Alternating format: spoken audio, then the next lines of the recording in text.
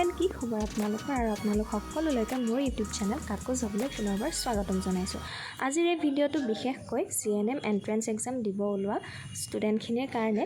সেয়েহে মই এই ভিডিঅ'টো বনালোঁ। থাম্বনেইল চাই চাগে তোমালোকে গমেই পাইছা নহয়নে? আৰু হয়তো বহুতে ফৰ্ম ফিলআপ অলৰেডি কৰিলা। মোৰ ভিডিঅ'টো বনোৱাত অলপ দেৰি হ'ল, কিছুমান কাম আছিলে, পঢ়া শুনা সকলোবোৰ আৰু ফৰ্ম ফিলআপ ষ্টাৰ্ট হৈছে 10 মে 2024 তাৰিখৰ পৰা আৰু লাষ্ট ডেট আছে 10 জুনলৈকে।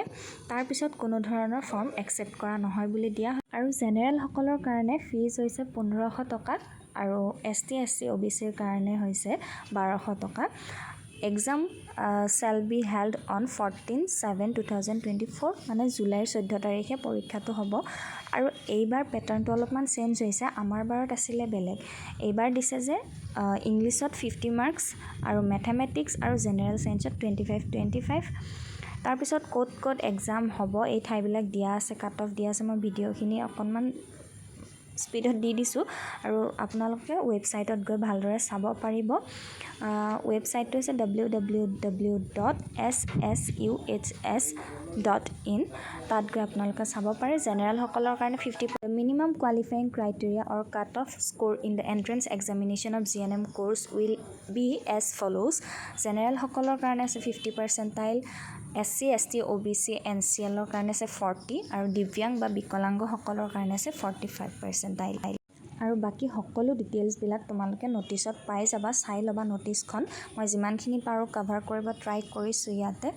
আৰু মই আজি এই ভিডিঅ'টোতে 10টা জেনেৰেল ছায়েন্সৰ কুৱেশ্যন দিছোঁ। তাৰপিছত মই সকলোবোৰ ভিডিঅ' দিবৰ কাৰণে ট্ৰাই কৰি যাম যিমানখিনি পাৰোঁ। জেনেৰেল ছায়েন্স হওক, মেথমেটিক্স হওক, ইংলিছৰ কুৱেশ্যন মানে যিমানখিনি আহিব পাৰে, মানে চান্স আছে পচিবল কুৱেশ্যনখিনি মই অলপ কালেক্ট কৰি দি দিছোঁ। এইকেইটাই কুৱেশ্যন আহিব বুলি মই নকওঁ দেই। তেন্তে ব'লা কুৱেশ্যনখিনি চাওঁ আমি। The first question is what is the pH value to turn red litmus blue? ৰঙা লিটমাছ নীলা কৰিবলৈ pH ৰ মান কিমান হ'ব লাগে? The correct answer is 10.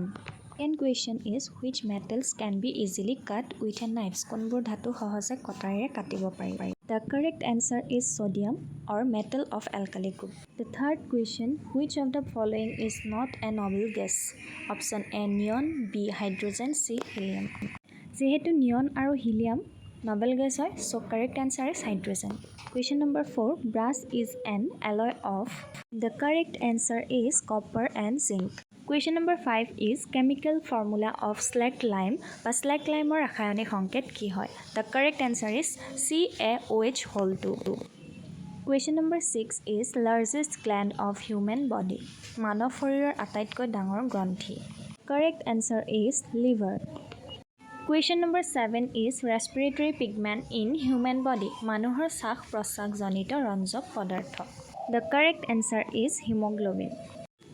Question number 8 is blue color of sky is due to আকাশৰ নীলা ৰঙৰ কাৰণ হ'ল.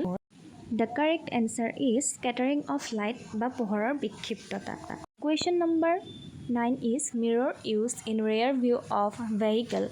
বাহনৰ পিছফালৰ দৃশ্য চাবলৈ ব্যৱহাৰ কৰা আইনাখন হ'ল. The correct answer is convex mirror বা উত্তল দাপ. Question number 10 and the last question is acid present in ant sting মানে পিপৰাৰ শুঙত উপস্থিত থকা এচিডবিধৰ নাম হ'ল. The correct answer is formic acid. আজিলৈ ধন্যবাদ। কুৱেশ্যনখিনি তোমালোকে চাবা আৰু মই নেক্সট যিমান পাৰি কুৱেশ্যন তোমালোকৰ কাৰণে আগবঢ়াব ট্ৰাই কৰিম। আৰু যদি ইয়াত কিবা মই আৰু মডিফিকেশ্যন কৰিব পাৰোঁ মোক জনাবা। ধন্যবাদ, বাই বাই।